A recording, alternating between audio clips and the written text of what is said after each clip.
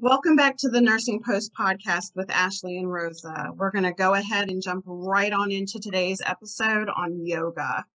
There are so many health benefits to yoga, and with more and more studies coming out, science is also able to back up what many are already experiencing. There's so many benefits to yoga that we could talk for hours, but really, I don't think any of us kind of have that time. No. Today, we're going to talk about some of the top benefits of yoga. So this episode really lets me get my nerd on, because when you start adding in complementary medicine with traditional medicine, most of us really want to see that science. I want to say that just because we don't understand how something works doesn't mean that it doesn't work.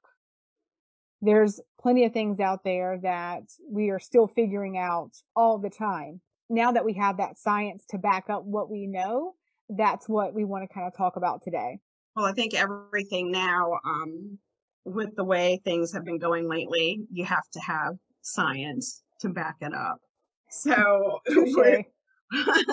it's the best policy at this point. So yoga is a great outlet for many reasons, and just about any exercise regimen is going to be beneficial to your health. I think everybody knows that, from nurses down to the regular Joe Schmo. Yep. So there are an overwhelming amount of studies that have been done showing how exercise can improve quality of life and outcomes in the world of medicine. So yoga does stand a little differently than compared to traditional exercise. There was a study published by PubMed where there were 135 individuals in the case study. Patients who received the yoga intervention produced improvements in physical measures and a number of quality of life measurements that were related to a sense of well-being, energy, fatigue, compared to those who did not have the yoga intervention. Also, those in the yoga group showed significant improvements in quality of life and physical measures compared to the other group that was either exercise or like a weightless control. Mm-hmm. We love statistics, as always, and we like to drop some in. So 36 million people in the United States practice yoga. So obviously there's something to this. Yep. There are more than 100 different types of yoga. So it's not cookie cutter, one size fits all, which is the great part about it. 72% of people practicing yoga are women. Yoga is the most commonly used complementary health approach in the United States. Yoga itself is over 5,000 years old. That's pretty old. Mm-hmm. 86% report a reduction in stress. 69% report a positive increase in temperament and mood. And 59% report an improvement in sleep quality and quantity.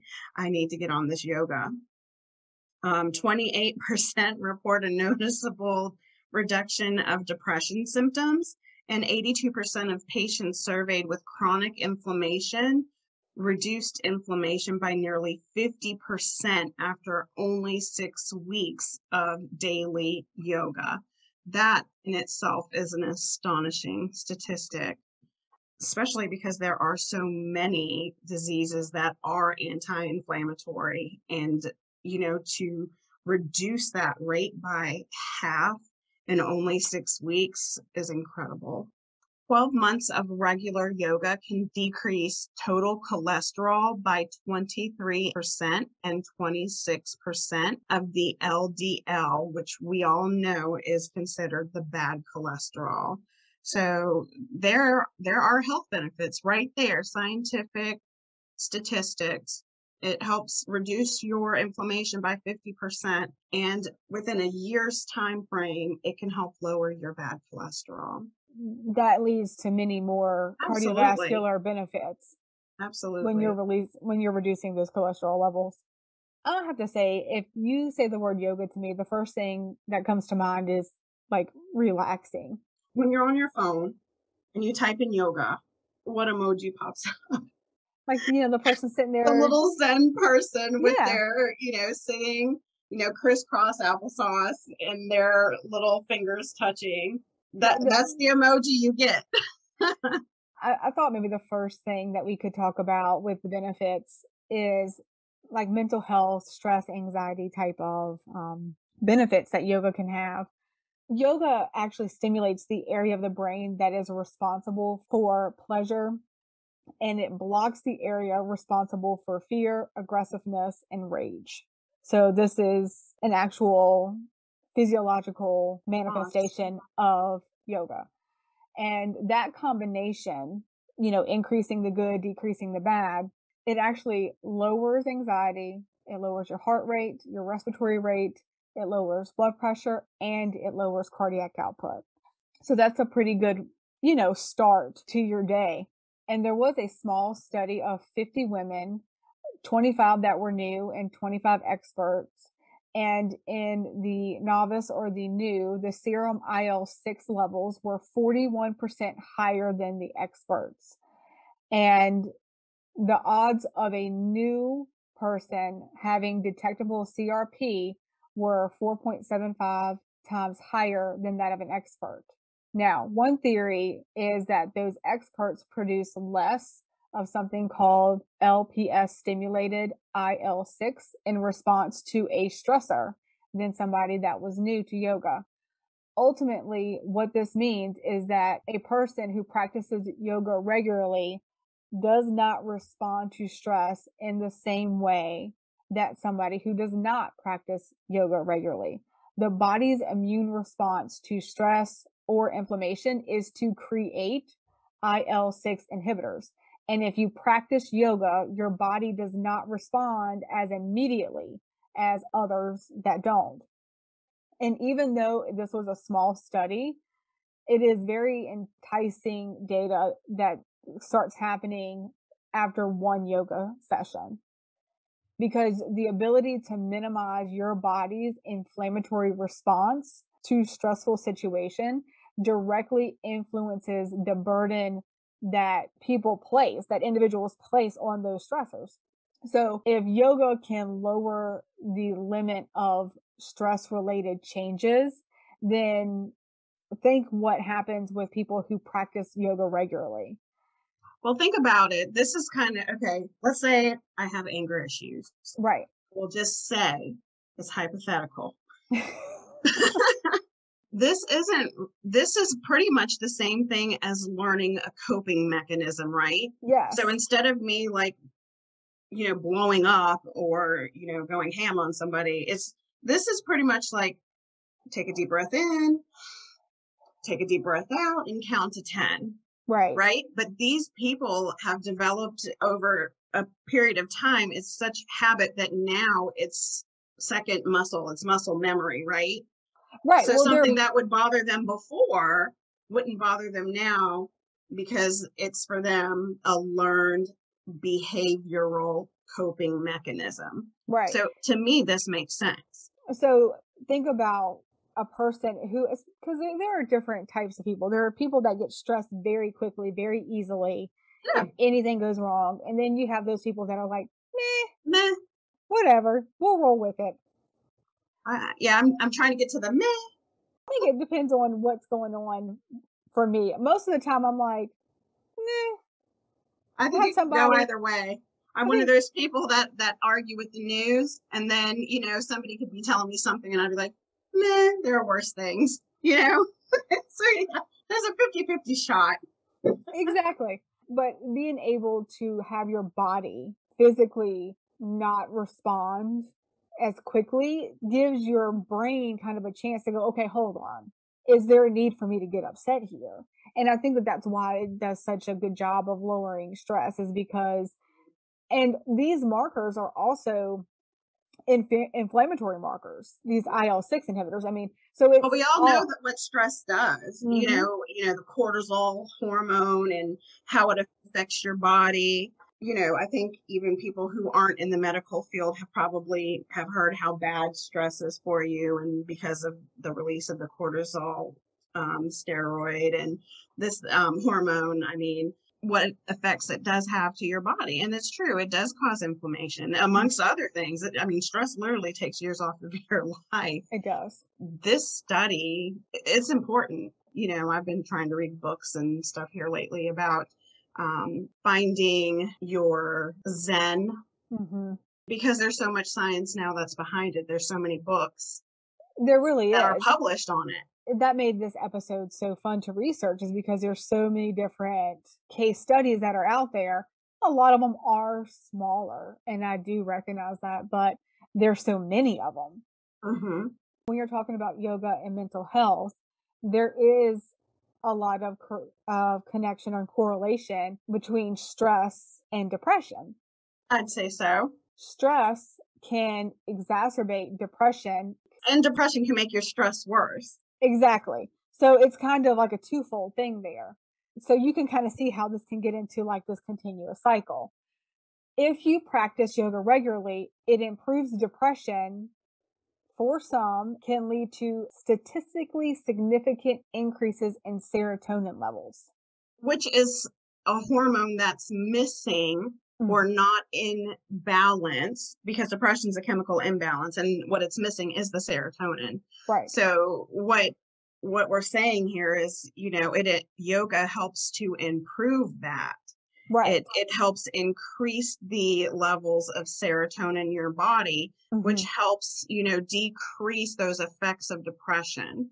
Right. There are a ton of ways to treat depression on the market, but yoga is a really good way to add that on without any side effects, any adverse reactions, Mhm. and not going to necessarily take place of your medications or other therapies, but a great add on to help continue to reduce those depressive episodes and to decrease stress and anxiety. So it's all helping, and it's on more than just one little area. In, Yeah, I in mean, it's modern a medicine, combined effort, yeah, Like if I could do yoga, knowing that it's going to be a daily practice and I'm doing it on a regular continual basis and I'm getting these increases in my serotonin level, I might not be able to say come off of an antidepressant medication, but maybe I can lower my dose. right. And there was a small study that showed that young adults who were mildly depressed had improvement in depression symptoms and higher levels of cortisol in the morning after 2.5 weeks of practicing yoga. And yoga was done for about 2 hours per week. Well, 2 hours a week isn't bad when you break it down into 7 days. No. And there was another small study with patients who were naive to any type of depression therapy that participated in yoga versus another group who received education. And the group that participated in yoga showed a significant and consistent decline in their depression scale scores versus the control group. And the control group did not show any decrease in their depression scale scores. So at all. And with the yoga, it was significant and Hmm. continued to decline. So you can see how maybe starting this early on can really be of benefit. And there's Hmm. a lot of side effects to those depression medications. Yoga's Warranted. not going to replace, Mm-mm. yoga's not going to replace, what your medical provider has suggested for you. But what it can do is help alleviate some of that. Like I said, maybe you can go to a lower dose of an antidepressant medication. So maybe you're not feeling as much of the side effects that you were when you were on the higher dose. So, I mean, there's definitely science behind it. And I definitely feel like if you're stressed, and not trying to be funny, I don't know really who isn't right now in this day and time with Mm-hmm. everything that's been going on here within the last couple of years now. I don't see where practicing yoga would even hurt anything. At this point, it could only be conducive and helpful. Right. We also know that there is a component with yoga and pain, right? So we all know that one of the most major complaints of patients when they go to their PCP or their practitioner is back pain. And yoga has been shown to be beneficial since it requires stretching and toning of muscles. Many causes of back pain can be musculoskeletal, and the movement involved in yoga can stretch those muscles and relieve the buildup of tension. And when the muscle finally relaxes, that pain can start to subside. Like, who has not stretched their neck, which you're not supposed to do, but I do all the time, or their back and felt that pop or Mhm. that release of tension? It's like one of the best feelings in the world. So just imagine, you're sitting here, you're doing your stretches and you're doing your yoga, and there goes that feeling, that relaxation of your tension in your back or in your neck. I can use some relaxation in some of those muscles. There are a couple of different trials that have compared yoga to traditional medicine, other exercises, and even an educational booklet on chronic back pain. These studies did show that yoga was effective and safe for lower back pain, and these studies did exclude back pain associated with other things like cancer, sciatica, slipped or ruptured discs and fractures. And I think I can understand why that would be. Those are a little bit more involved than, your chronic aches and pain that Right. you would It's have in your back. going to be things that are more, the musculoskeletal route or like, posture issues, things like that. Yoga seems to benefit back pain when it's more associated, like you said, with, muscle or posture related causes. So I don't want people to think, because I'm not gonna lie, I have some discs in my neck and discs in my back. Um, it would help with definitely the tension and of my neck and my back, but I would never go into this thinking, okay, yoga is going to be the miracle cure for my neck and back ailment. That's not what it's for. No, it's So not. that's why, this study did not include those types of issues, because it's way more than what yoga can do for those issues. Oh, absolutely.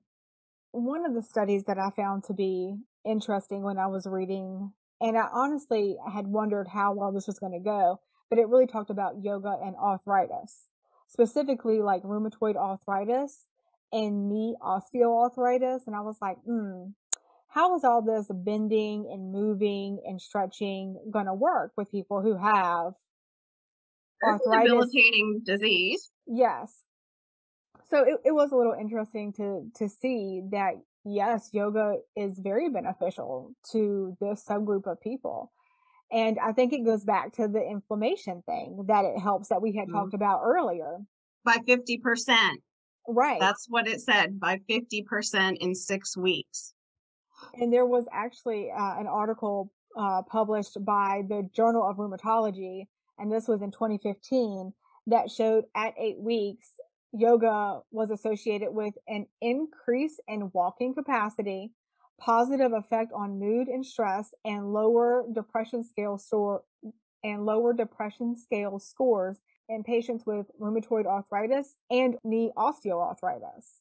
And there were significant improvements in physical pain, general health, vitality, and mental health scores. And to me, that's amazing. But it Oh kind my of really gosh, yeah. goes back into everything that we had talked about previously. Now, for balance, grip strength, flexibility, there really wasn't a big improvement in those key areas. 22 out of the 28 that were on the waitlist group, that was their control. Mhm. They did go later to complete the yoga regimen, which I thought was a little bit interesting when I was reading the study. And among all yoga participants, there were significant improvements in flexibility and 6-minute walk Wow. in every single person that completed the 8-week yoga regimen. And positive effects were shown at 8 weeks, were still mostly present 9 months later. Well, there's a lot to be said about that. And even more so, there were no adverse events associated with this yoga regimen. Zero. Mhm. And most yoga studies that we have read do have adverse events. Most of these were related to increased pain. And this does show that it is important to start a yoga routine with an instructor to learn proper body mechanics to prevent injury. Everybody sees downward dog, upward this, tree, frog position. There's so many. Yes, If you've never done yoga before, I would not expect to be seeing you trying to balance your body on your hands. You know no. what I'm saying? Definitely start slow. And there's so many places where you can find yoga for beginners. Mhm. Let me tell you, if you Google it, you will find it. And you know what? There's even an app for it. There's an app for everything. Yes, there is. So, one takeaway from the research that we talked about today is that there's so many studies available, but case studies are still relatively small.